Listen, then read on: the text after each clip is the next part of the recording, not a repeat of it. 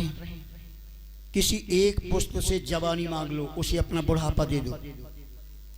तो यात महाराज सबसे पहले देवयानी के पुत्रों से उम्र मांगने के लिए गए। यदु और तुर्वसु दोनों ने मने किया, हे महाराज, मैं तुम्हें अपनी जवानी नहीं देंगे, आप मेरी जवानी प्राप्त करके मेरी माँ के साथ रमण करेंगे, मुझे नरक में जाना पड़ेगा।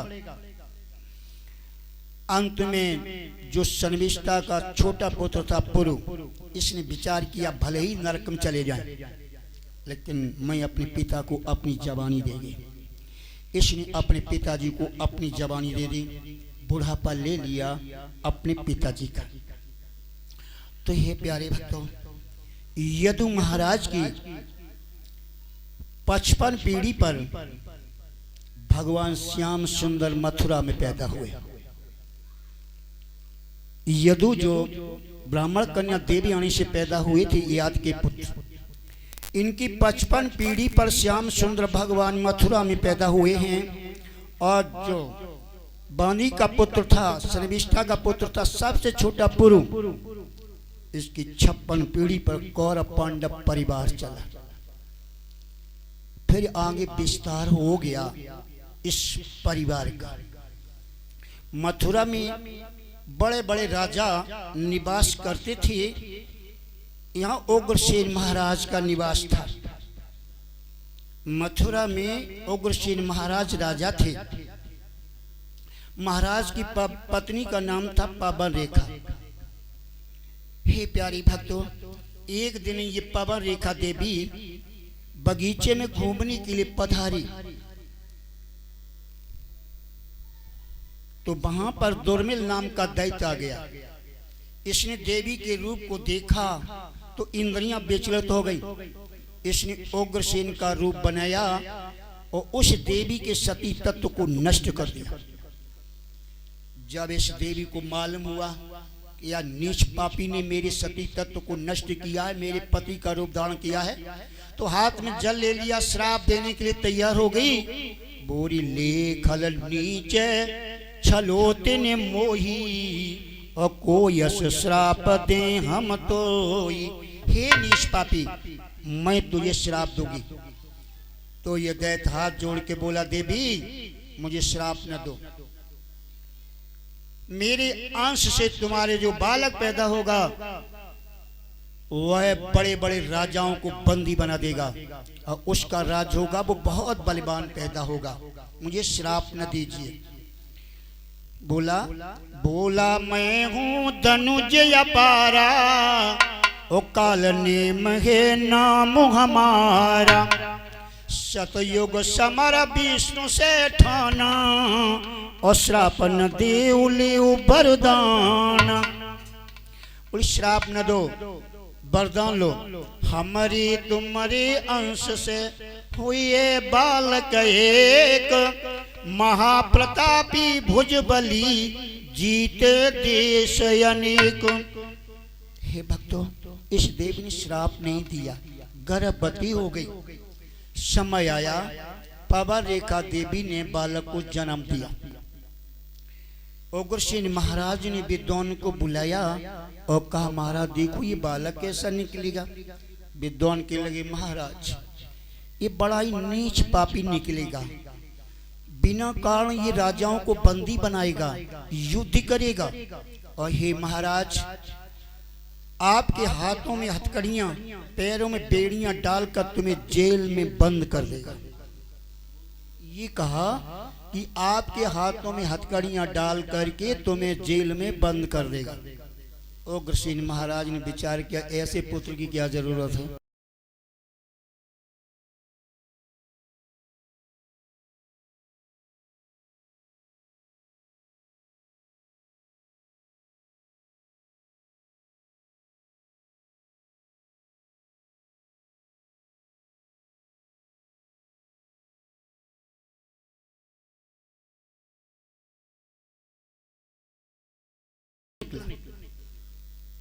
ये अपनी कुटिया पे ले गए, धीरे धीरे बड़ा हुआ। पूछा कहाँ के रहने वाले हो? कहने लगा मैं मथुरा नगरी का रहने वाला हूँ, मेरे पिताजी ने कलश में बंद करके बहा दिया। तो ये महेंद्राचल पर्वत पे आया। इसने अपनी शक्ति के द्वारा महेंद्राचल पर्वत को हिला दिया।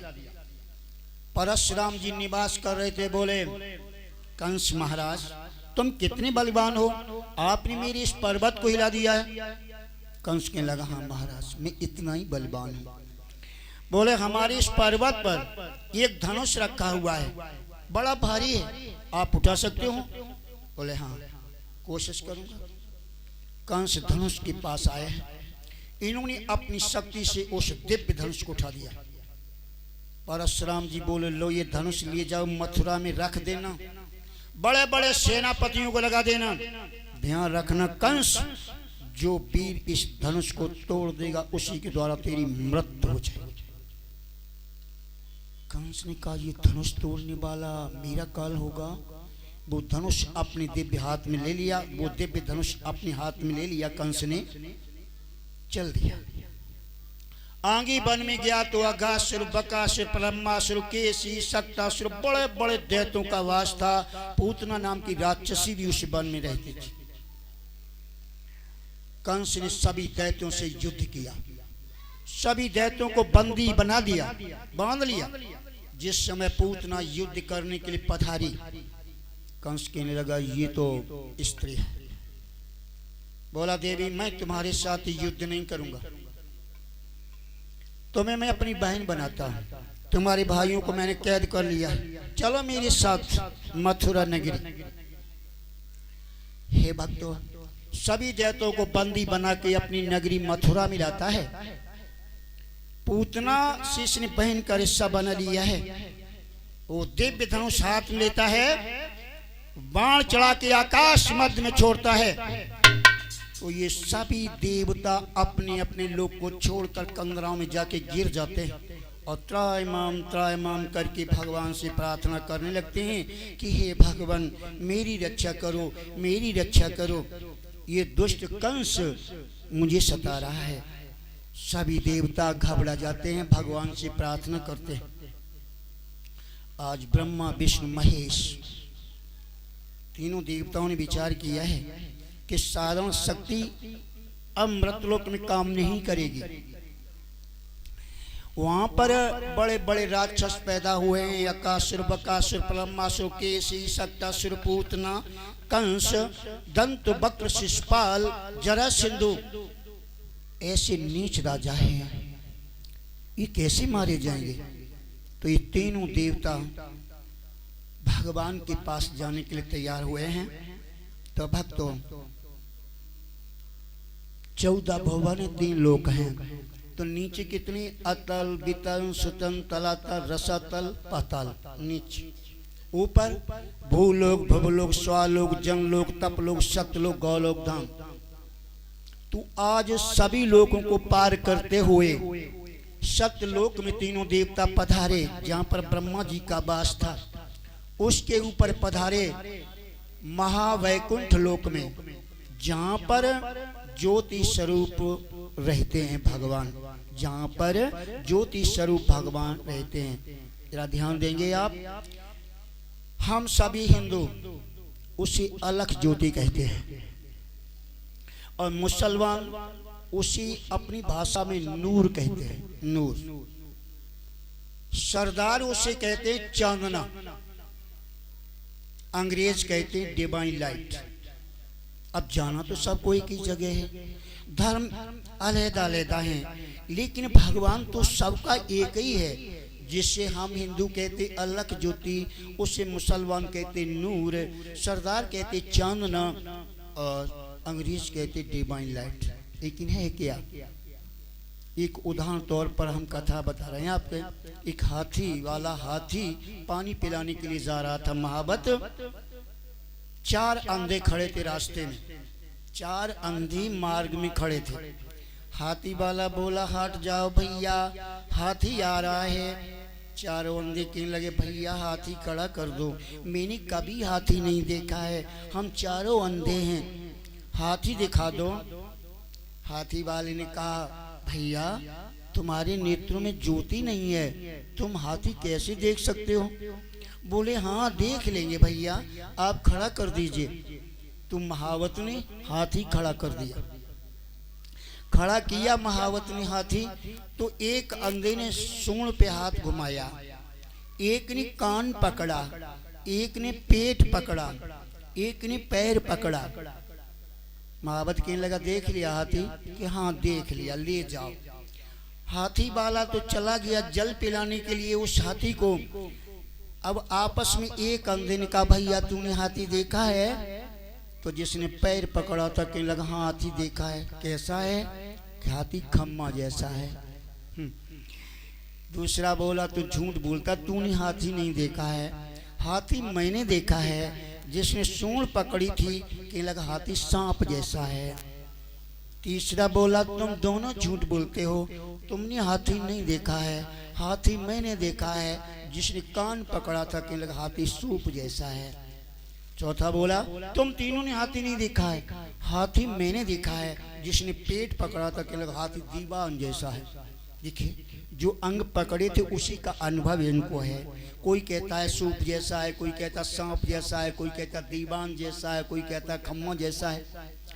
चारों में झगड़ा हो गया कि तू झूठा है, कि तू झूठा है, तू सही नहीं कहता है। तब तक हाथी वाला फिर हाथी लेके आ गया। बोले क्यों झगड़ रहे हो? चारों अंधे बोले भैया तुम्हारा हाथी कैसा है? हम कहते सांप जैसा, ये कहते खम्मा जैसा, ये कहता दीवान जैसा, ये कहता सूप जैसा, तुम्हारा हाथी कैसा है? महावत कहने लगा तुम चारों सत्य कहते हो। आपने हाथी के एक एक अंग का अनुभव किया है, लेकिन जब तक तुम्हारे नेत्रों में ज्योति नहीं आएगी तब तक तुम पूरा हाथी नहीं देख सकते। जैसा हाथी है वैसा तो जब तक नेत्रों में ज्योति नहीं आएगी तब तक दिखाई नहीं देगा। तो हे प्यारे भक्तों, ममीरा का अंजन दिया, चारों के ज्योति आई। देखा अरे भैया बेकार का झगड़ा था, हाथी तो ऐसा है, हम और आपने तो एक एक अंग का अनुभव किया था। इसी प्रकार है भैया, कोई राम को मानता है, कोई कृष्ण को मानता है, कोई खुदा को मानता है, तो पीर पैगंबर को मानता है। धर्म अलहदा अलहदा है। अगर कोई ऐसा सतगुरु मिल जाए जो ये ज्ञान करा दे कि भगवान सबका एक ही है, तो ये भ्रम मिट जाएगा। धर्म तो अलहदा अलहदा है, लेकिन भगवान सबके एक ही हैं। जैसे कि हम शंकर भगवान की पूजा करते हैं, तो ये मुसलमान भैया भी मक्का मदीने में शंकर जी की पूजा करते। वो कहते बाबा आदम, शंकर जी नाम नहीं है, वहां पर हैं बाबा आदम। और हम गौरी मैया की पूजा करते हैं, और वही भी गौरी मैया की पूजा करते, वो नाम लेते हैं हौबा देवी। गौरी मैया का नाम क्या है? हौबा। तो पूजा तो एक ही है, लेकिन हम सब भ्रम में पड़े हुए हैं। धर्म अलहदा अलहदा है। जब तक सच्चा गुरु नहीं अब मिलेगा आपको, तब तक ये ज्ञान प्राप्त नहीं होगा कि भगवान सबका एक है, भगवान सबका एक है। भक्तों, आज ये तीनों देवता इस लोक के ऊपर गए हैं, गोलोक धाम में पधारे। गोलोक धाम में तीनों देवता खड़े हो गए। एक परिचारिका खड़ी थी, बोली महाराज कहां से पधारे हो? विष्णु भगवान बोले मैं अपने विष्णु लोक से पधारे। बोली क्या नाम है? विष्णु।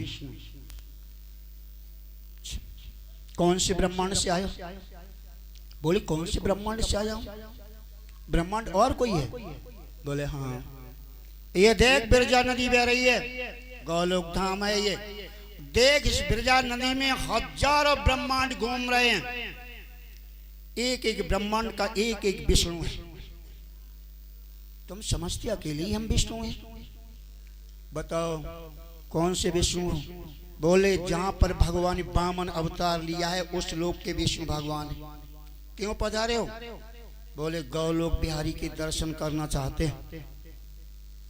अरे भैया, करोड़ों सूर्यों के समान प्रकाश हो गया सामने। ज्यों ही प्रकाश हुआ है, सभी देवता हाथ जोड़ के बोले महाराज ये तो प्रकाश है, कृपा करके अपना रूप तो दिखाइए।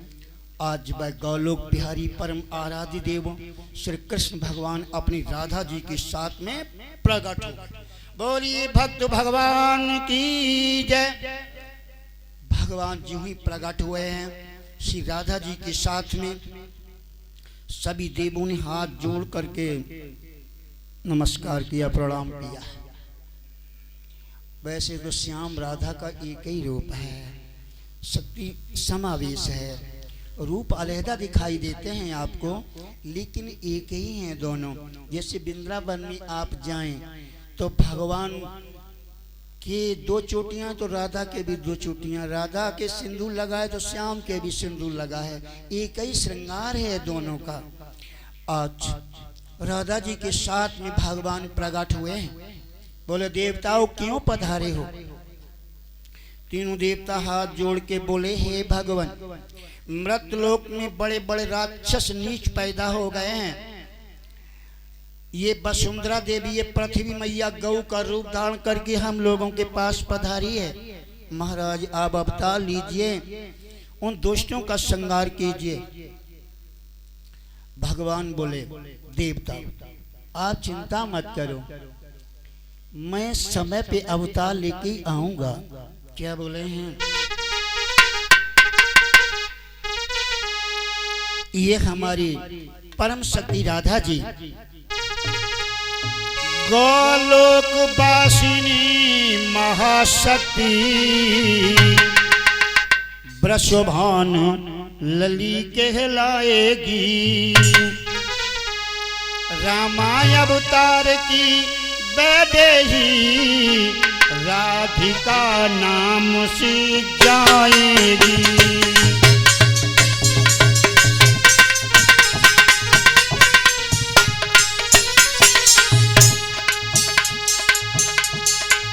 भगवान बोले हे देवता,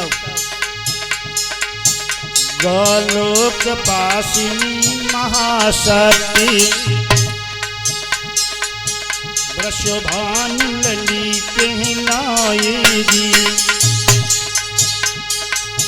रामाय अवतार की वैदेही राधिका नाम से जाएगी।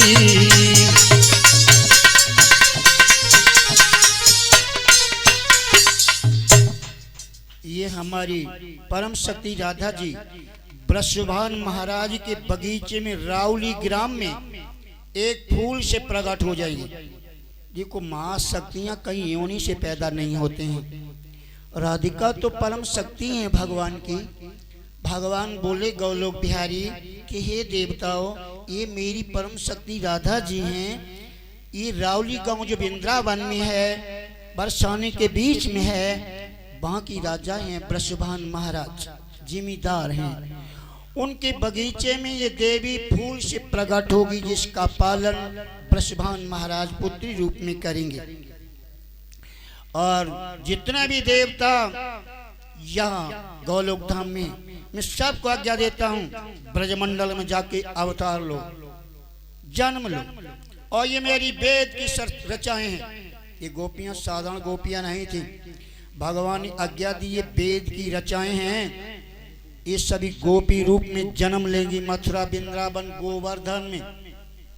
और मैं भी हे देवता उस समय पर अवतार लेंगे, आप चिंता न करें। तीनों देवता ब्रह्मा विष्णु महेश बोले स्वामी आपने सभी देवताओं को आज्ञा दे दी है, मुझे भी आज्ञा दे दो, मैं भी आपकी लीला के दर्शन करना चाहते हैं। स्वामी मुझे आज्ञा नहीं दी आपने। भगवान बोले ब्रह्मा विष्णु महेश आपको आज्ञा नहीं है, आप अवतार नहीं ले सकते हैं। समय पर आपकी जरूरत पड़ेगी तो आपको आना पड़ेगा, लेकिन आपको आज्ञा नहीं देंगे। ब्रह्मा जी बोले महाराज मेरी प्रार्थना है, कोई योनि में जन्म दे दो, पशु बना दो, पक्षी बना दो, मेरी प्रार्थना है कि मुझे भी किसी योनि में जन्म देने की आज्ञा दे दो। बोले नहीं। आज भक्तों, ये वृंदावन में जो गोपियां थीं, भगवान की प्रेमिकाएं थीं, ये कोई साधारण देवियां नहीं थीं, ये वेद की रचाएं थीं। और जो भी ग्वाल वाले हैं, जन्म लेके आए हैं, ये सभी गोलोक धाम के देवता हैं। और विरजा नदी यमुना नदी के रूप में यहाँ प्रकट हुई हैं, हमारे यहाँ सबको पवित्र कर रही हैं। और गोलोक धाम इनका नाम है विरजा। ये भगवान की शक्तियाँ यहाँ पर आके अपना अपना काम कर रही हैं। आज भगवान वो पार ब्रह्म परमात्मा के दर्शन करके ये तीनों देवता वापिस आते हैं। बोलिए भक्तवत्सल भगवान की जय।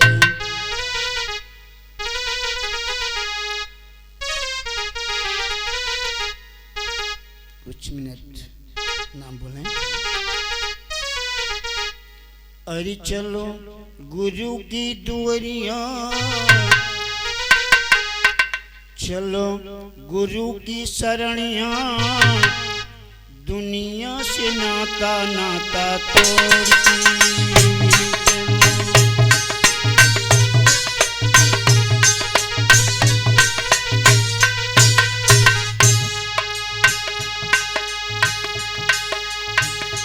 चलो गुरु की दुआरिया, चलो गुरु की शरणिया, दुनिया से नाता नाता तोड़ती चलो।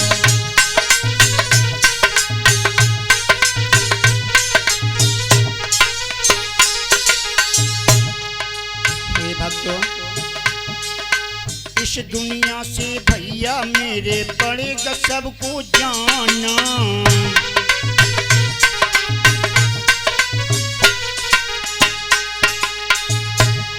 एक दिन बारी बारी सबको जाना पड़ेगा, दुनिया छोड़नी पड़ेगी।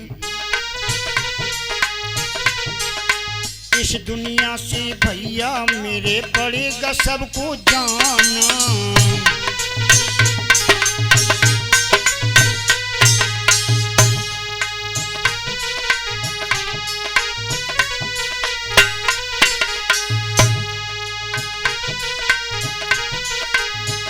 यहाँ पे कोई न रहेगा, यहाँ पे कोई न रहेगा, दुनिया से नाता नाता तोड़ती।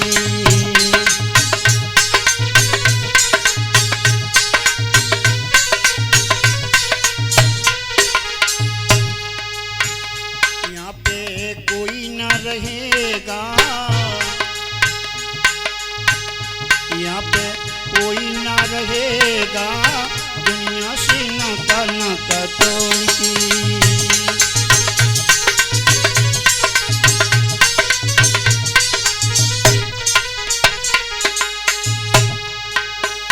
चलो गुरु की दुआरिया, चलो गुरु की शरणिया, दुनिया से नाता नाता तोड़ती।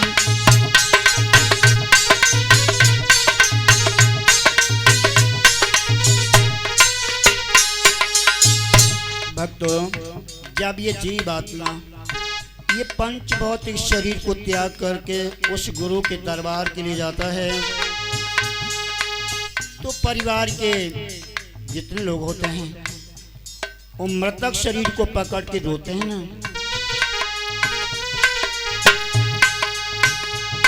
अरे पेट पकड़ जकी मैया रोबे, बाहाँ पकड़ के भाई।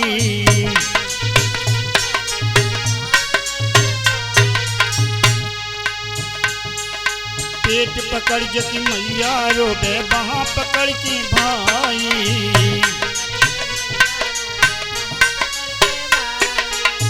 अब पत्नी क्या करती है? पैर पकड़ के छोड़त नहीं, रोई की कहे लुगाई सैया, सैया मत जाय अकेले, लाल चुंदरिया ओढ़ के।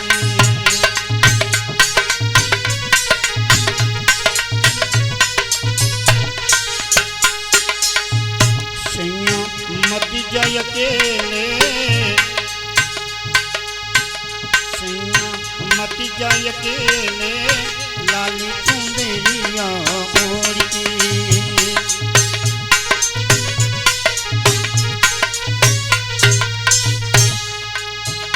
चलो गुरु की दुआरिया, चलो गुरु की शरणिया, दुनिया से नाता नाता तोड़ती।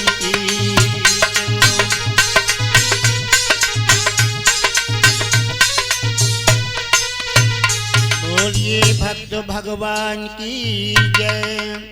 हे भक्तों,